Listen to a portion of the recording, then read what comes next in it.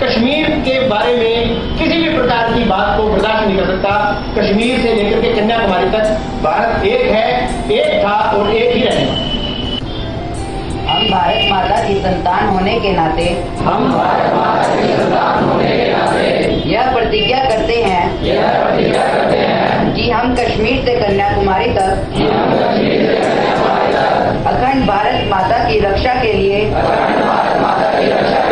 अपना तन मन धन और जीवन भी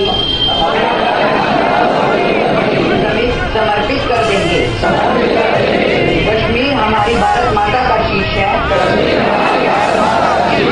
और हमारे पूर्वज ऋषियों की कर्म भूमि है। हम प्रतिज्ञा करते हैं कि